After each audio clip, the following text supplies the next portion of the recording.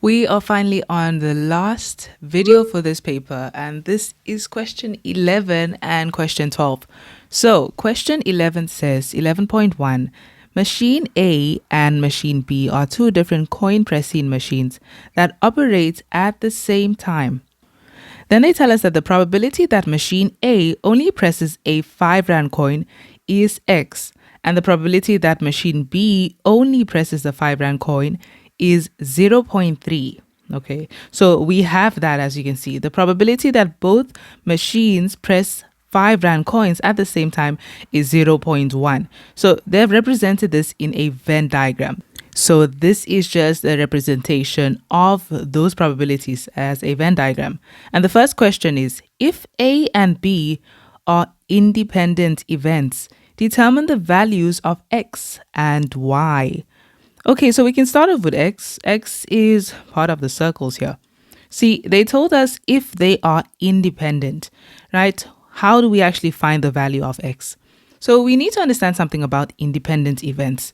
See, independent events, if you take the probability of A and B, which we do have, okay, that is the intersection of A and B, it should be equal to the probability of A multiplied by the probability of B. That's how independent events work. So let's go ahead and use this and form our equation. So the probability of A and B is that intersection of both events, which is 0.1. And then this should be equal to the probability of A. So this is what they mean by the probability of A. You see, the probability of A is the entire circle of A. I want you to see that X is the probability of A only, excluding B, so B is not part of it. Likewise, with that 0.3, that's the probability of B only. And then this one includes the probability of both of them occurring at the same time. Okay, so when we're looking for that probability of A, we need to take the X and the 0.1. We need to add those together. So probability of A is equal to that X plus 0.1. And then multiply by the probability of B. The probability of B we'll find by saying the entire circle of B. Okay, so we clearly have to say this 0.1 plus the 0.3, which we know if we add them together, they will give us 0.4. So that's multiplied by 0.4. So this is our equation, and we just need to solve for this. Okay, so please notice that a binomial is multiplying by a one-term expression, a monomial. So what we're going to do there is distribute. So that multiplies to the x, and it becomes it becomes 0.4x, and then it multiplies to the 0.1. Okay, so 0.4, you can use your calculator, times 0.1 is going to give you, so it's still positive, it's 0.04. Because it's really like 4 over 10 multiplied by 1 over 10, okay? 10 times 10 is 100, and 4 times 1 is still 4. So as a decimal, that is 0.04, okay? So we have that, and we have 0.1. Okay, so this is what we have. And now we're just solving for x. So let's take the number over. What is 0.1 minus 0.04? Okay, so if you wrote this as 0.10 minus 0.04, then we would see how that actually subtracts. You would be left with 10 minus 4 is 6, so that's 0.6. So that's what we get there, 0.06, okay? When you take the 0.4 over, again, you can use a calculator. So when we take that over and we subtract, we get 0.06. And this is equal to the 0.4x. Then we need to get rid of that 0.4 so we can solve for x. So divide both sides by 0.4, and therefore x is equal to, so we can divide that. Okay, so there we go. Our answer is 0.15. So you do not have to do these calculations manually, because you know that you are allowed to use a calculator for this exam. Okay, so we found x. And now we still need to find y. So that is 0.15. We can go ahead and put that in. 0.15. Okay, so we have to find y. And you see where y is?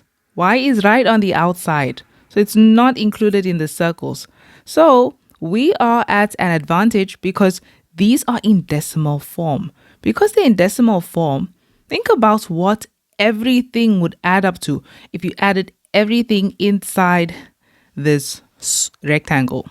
all of it should add up to 1.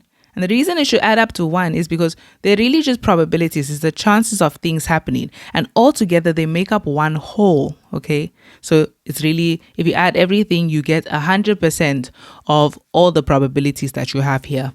So what we're going to do is to find y, because it's not included in the circle, we can say, to find y, we'll say y is equal to, you're taking 1, which is everything it should add up to, and you're going to subtract it by everything that is here. So minus the 0.3, the 0.1, and the 0.15. So minus 0.15, minus 0.1, and minus 0.3. And you can use your calculator to find out what this is. And y is equal to 0.45. Okay, so there we go. So that is the probability that none of these events would occur. Moving on to the next question. The next question, 11.1.2, says, determine the probability that exactly one of the machines is pressing a 5 Rand coin. So let's think about that. They want exactly 1. Let's look at our diagram. When you look at this probability of 0.15, that is the chance of this machine, right, pressing out a 5 Rand coin. But you're thinking about it like this. How many machines is it referring to that is pressing out a 5 Rand coin? Here by 0.15. How many machines is pressing out a 5 Rand coin? It would be one machine, because this is the probability of machine A only, okay, being the one to press out a 5 Rand coin. So this will be included in our answer, because this is one machine pressing out a 5 Rand coin. What about 0.1? How many machines here are pressing out the 5 Rand coins really? That would be 2 machines, because this is the intersection of machine A and machine B both pressing out 5 Rand coins. So we cannot take this because it's 2. They want there to be exactly one machine pressing out a 5 Rand coin. And then 0.3, how many machines there? That would be one machine. That is machine B. Okay, that's the probability of only machine B pressing out a 5 Rand coin. So do you see now that the probability of only one machine pressing out a 5 Rand coin can either be this, okay, the 0.15 machine A only, or it could be machine B only. So to give them the answer, we're going to have to add these two probabilities, because we're saying either one of them would be correct. So we're adding those together. Okay, so that answer, I don't really think we need to put it in probability format, because how do I say that? Probability of exactly 1. I'll just say 0.15 that we saw there plus the 0.3, which would give us 0.45, because please see that as a 0.15 plus 0. I know it says 3, but you can't just put a decimal of 0 there. So it's 30. So that is why it is 0.45 together. Okay, so that is that answer. Moving on to the next question. Moving on to 11.2. 11.2 says, Wilson takes a driver's test. The probability that he will succeed on his first attempt, okay, very big keyword here when they're speaking about trials or attempts or things, maybe something happening in the first trial and the second trial. So things happening in different positions, okay? You should immediately think about 3 diagrams, okay? So they tell us that the probability that he will succeed on his first attempt is 3/7. So that's very important to just note down, that he will succeed the first time is 3/7. Then they tell us that for each attempt that he redoes the test, the probability of passing increases to 3/5. So after the first attempt, right? The first attempt, the probability that he's going to succeed or pass is 3/7. Then every other attempt that comes after, his probability now increases to 3/5. And the first question is, what is the probability that Wilson will succeed after 2 attempts? Let's go ahead and break down the scenario first before even touching that question. So you see that they said in the first attempt, the probability that he will succeed. Let's actually use the word pass, because he can either pass the test or he can fail the test. So what's going on here is Wilson is going for a driver's test, right? And this is his first attempt. He can either pass the test or he can fail the test. So remember, this is the first attempt. They told us that. So remember, they told us the probability that he will succeed, okay, aka pass, we really just mean pass. The probability that he will pass on his first attempt is 3/7. So we know the probability he will pass is 3/7. So what is the probability that he will fail? That would be 4/7, because that is the remaining part, okay, left. If you take, since it's out of 7, there is only 4 parts left. Then, so that is the first attempt specifically. Then they said for each attempt that he redoes the test, the probability of passing increases to 3/5. So this is the first attempt. Now, if he takes a test again in the second attempt now, okay, now we're looking at it like this. The probability that he will pass now increases to 3/5. Now, the only reason why it's here is because we're looking at these probabilities like this. He can either pass or fail. So we are saying if he passes, the probability that he will pass in the second test would be 3/5. So what would be the probability that he's going to fail this? It would be 2/5. That's all that's left out of the 5 parts. Then if he fails, remember they say for each attempt that he redoes the test, the probability of passing increases to 3/5. So this is always going to be the probability that he's going to pass in each attempt after the first attempt. So the probability that, let's say he failed the first time, the probability that he's going to pass in the second test would still be 3/5 again. And the probability that he's going to fail would be the remainder of that. That would be the 2/5. Okay, and this will keep going. We can even put a third one as well. So if he passes, okay, the probability that he's going to pass in the third test is again 3/5, because they told us every time he redoes this test, the probability of him passing increases to this, not by it, okay, to 3/5. So that is what we have there. So increases to that. And then the probability that he fails would have to be 2/5. That's what keeps happening. So this is kind of going to get repeated again. I can literally just copy it and paste it here. So if he failed in his second attempt, this is the probability that he'll pass and fail. And then we'd have the same thing here and the same thing here as well. Okay, so this is what we have. We have the first attempt. This is the first attempt. And then this is the second attempt. And this is the third attempt. That's what's going on here. So to be honest, I don't even need, there's some parts that I don't even need to like put here. That is just unnecessary. Because if he passes the first test, he doesn't have to even take a test again. We actually need to focus more on the failing, really. But this will still work. You'll see it will still work because it still has everything we need. It just looks more busy. Okay, so the first question is, what is the probability that Wilson will succeed after his second attempt?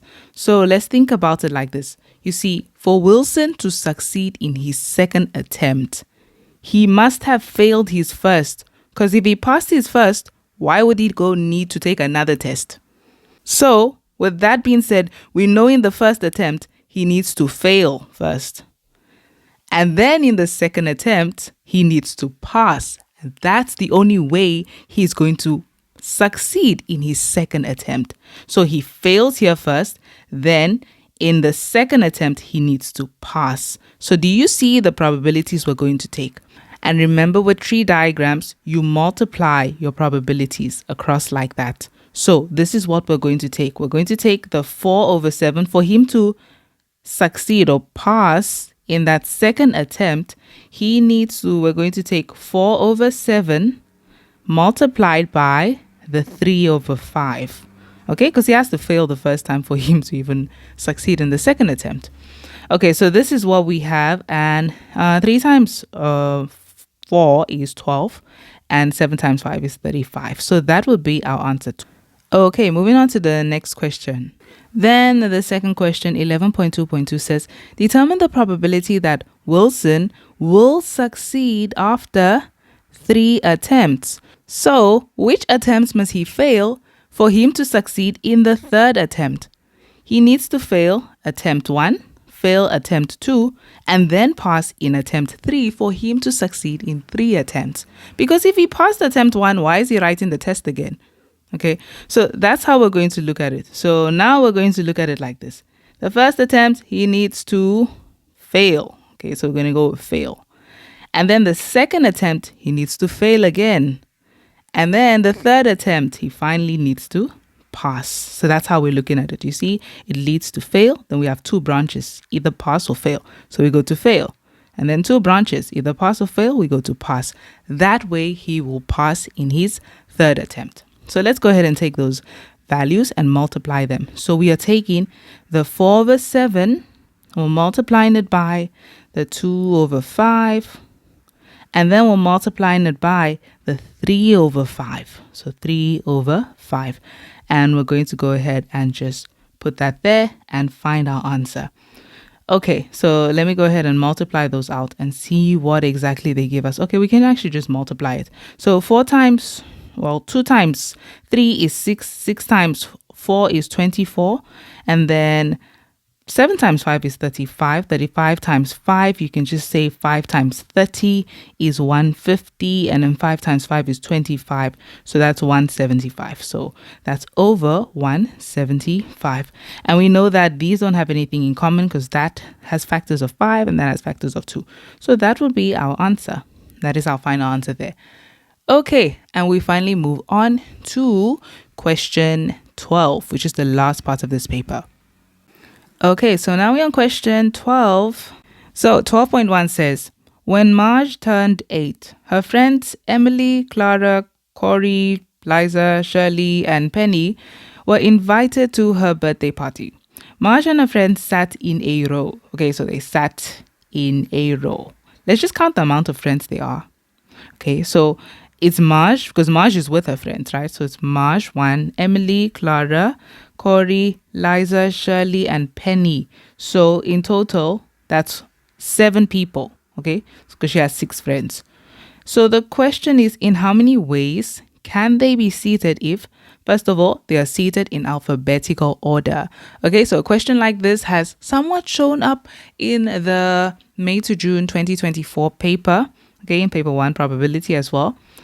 And with this one, you see, you can either be in alphabetical order or you're not in alphabetical order. So their names, right? I know their names were starting with different letters, but if their names were starting with like A and B and C and D, you can either be in alphabetical order or you're not in alphabetical order. So the amount of ways they can be seated if they are in alphabetical order, because they are different people with different names, is only one way. Okay, because they can either be like this, or if I move this here, do you see now that they are not in alphabetical order anymore? Because we know that C is not supposed to come before A. So that's what I mean by they can either be in alphabetical order or not be in alphabetical order. So there will only be one way for them to be in alphabetical order. That's, of course, if you're looking at alphabetical order as in we need to start from A and then increase from there, like the way the letters go. You could also look at it as alphabetical order but backwards, you see. So like maybe decrease in alphabetical order, like E, D, C, B, A. So you could also look at it like that. So in that case, that would be 2 ways. But I'm just going to say alphabetical order. The standard alphabetical order usually just means A first and then everything else that comes after A. Okay, so that is the answer to that. It's just 1. Then the next question, 12.1.2 says, Emily and Clara do not want to sit next to each other. Okay, so let's just go ahead and represent everybody that is here. So they're all sitting in a row. So there is Marge, there is Emily, Clara, Corey, Liza, Shirley, and Penny. Okay, so 7 people in total. And they tell us that Emily and Clara, for whatever beef they have, don't want to sit next to each other. So we need to make sure these 2 are not next to each other. So how can we do that? Well, how about we just find out the total probability that we would have if they had to be next to each other, right? and then say the total probability of all the friends just sitting without any restrictions made minus the probability of them being next to each other. So first of all, I'm going to actually group them next to each other, and I'll find out what exactly or how many placements will we have if they are sitting next to each other. Then I will subtract that from the total probability we need to get. Okay, so I'm putting them as one group, meaning Emily and Clara are going to be next to each other. And since they are one group, you see, with counting principles, when you form a group, you call that group the amount of people or the amount of objects that you have, and that number, and then you say factorial. And the reason why is because you're looking at this group alone and you're saying, as they are as one group like this, how many ways can they be? Let me actually just put a rectangle. So how many ways can they be seated next to each other in this group? They can either be Emily first and then Clara, so that is one way, or it can be Clara first, then Emily. Okay, so that's two ways. So they only have two ways to be seated like that. So we just say 2 factorial, okay, which is just 2 times 1. I just like to keep it as factorial. I know that in the case of 2 factorial, it's just 2 though. But this is how we generally work with it. And then everybody else does not have to be a group because nobody else is being grouped. We're only grouping these two together. And then, so everyone else is a single person on their own. So what we can do to find out the total ways that they can be seated if Emily and Clara must be seated next to each other, first of all, is this. We're saying 2 factorial and then multiply by. Normally, or in my past videos, I know I explained it as treating each person as a group, which works out. But if I treated each person as a group, it would be 1 factorial, and this person is 1 factorial, and 1 factorial, and 1. But the thing is, 1 factorial is still 1. Okay, and when you multiply 1 all through, it still gives you 1. So I don't really have to do that. What I'm going to do now is ensure that each person is allowed to sit in different places, that they don't have to sit exactly where they are seated. For example, Marge can sit here, or she could sit here, okay? Same way, Penny, for example, can either sit here or here, but she cannot sit in between them. That's why we created this group of 2 factorial. Okay, so that's what's going on here. So we're going to technically count how much groups we've created, treating each person as if they were a group of their own, except for Emily and Clara. We're going to go ahead and count them like this. So it's one group, that is one group on its own. That's 2, 3, 4, 5, 6. And so that is 6. And so for that, we say 6 factorial so that they can move around. They don't have to be specifically seated in these positions. The only thing that will happen is that nobody can sit in between Emily and Clara. So that would give us, well, we could find that, or we could actually just go straight away to calculate the answer. So I want you to see that this is the amount of arrangements that we will have if Emily and Clara must be seated next to each other. Okay, so the amount of arrangements for Emily and Clara to not be seated next to each other would work like this. We would take the total ways that everybody can be seated if they were not grouped in any way. And that total way would be the amount of people you have factorial. Okay, you have 7 people. So that's 7 factorial. This is the total ways that everybody can just be seated if no grouping was happening or anything like that. And we can subtract this by the amount of ways that Emily and Clara are seated next to each other. And that would give us the total ways that Emily and Clara are not going to be seated next to each other. So we're subtracting this by, because they've been multiplied, I'll just take it like this, 2 factorial times 6 factorial. And we can go ahead and find this answer. So remember that factorial button. So we say shift and it's that x to the power of -1. Okay, so we're saying minus 6 factorial multiplied by 2 factorial. It's the same thing really. Just say 2 factorial times 6 factorial. And that gives us 3,600 ways. So that's 3,600 ways that they can be seated if Emily and Clara are not seated next to each other. Okay, and we move on to the final question in question 12. Okay, the final question says, the probability that a certain rugby team has all its players fit to play, okay, is 70%. So that the players are fit to play is 70%. Then the probability that they will win a game if their players are fit, so that they will win if the players are fit, is 90%. Then they tell us that when they are not fit, the probability of them winning becomes 45%. When they are not fit, the chance of them winning, or that they win, is 45%. And we need to calculate the probability of them winning their first game. Okay, this is one of those that you think about it, and let me actually just say it like this before actually saying what kind of diagram we're going to use to represent this. Do you see how they are working with this information? They tell us the probability, right, that they are fit to play is 70%, right? Then the probability that they will win if they were fit. So in this case, they were fit, right? And what is the probability that they will win if they were fit? So it means that they would have to be fit first before they would win. So this looks like something happening as a result of another thing happening before that. That is what we call dependent events. And we're going to see that in tree diagrams. So let me represent this as a tree diagram, and then it will make more sense. So the first thing they tell us is that the probability that they are fit to play is 70%. So these are the rugby players. We have this. They're either fit to play, and that is 70%. And so the opposite of being fit would be not fit, right? So we'd say the probability that they are not fit would be the remaining 30%. Okay.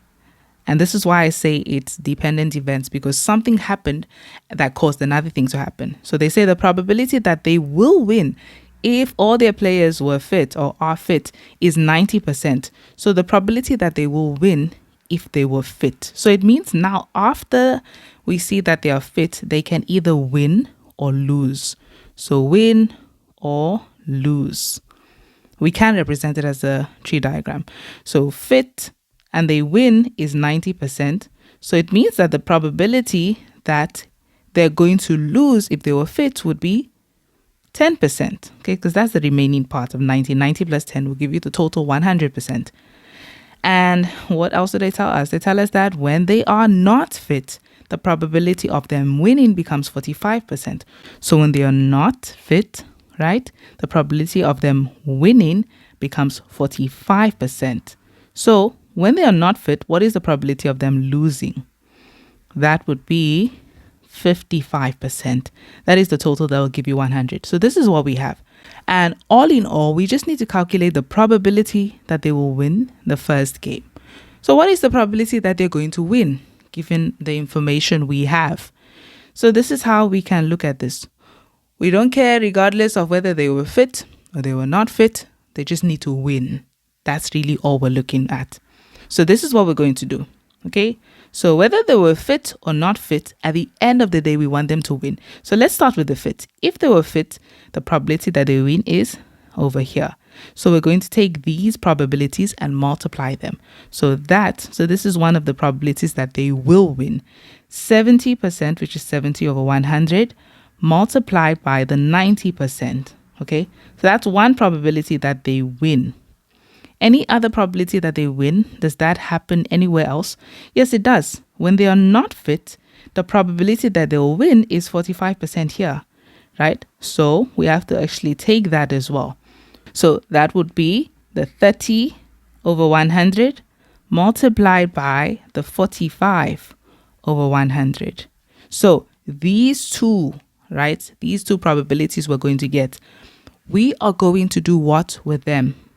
Because they are both probabilities that they win, regardless of whether the rugby players were fit or not fit. So we are going to add these two together, because that would give us the total probability that they will win. So let's go ahead and just work out that calculation. So we would calculate it like this. Okay, so it's exactly the same thing. We're just adding it. And let's go ahead and find out what we get. Okay, so because our probabilities were represented as percentages, we can put our final answer as a percentage as well. So I'll just say it's equal to, and well, I'll say it's equal to, you could clear it and just say ounce times 100. Okay, so that same answer multiplied by 100 so that it's in the form of a percentage. I will write it, of course, as a decimal first. So 0.765, which if we put in percentage format is going to be 76.5%. This is the chance that the players would win regardless of whether they were fit or not fit. Okay, so that is the final answer, and that is the last question for this paper. I hope you guys enjoyed this series of videos on this exam paper, and I am going to be uploading paper 2 as well, also in sections, because it's just easier to export like that. If you guys enjoyed this video, please make sure to leave a like, comment, and subscribe for more content like this. And I hope to see you guys in the future videos. Bye for now.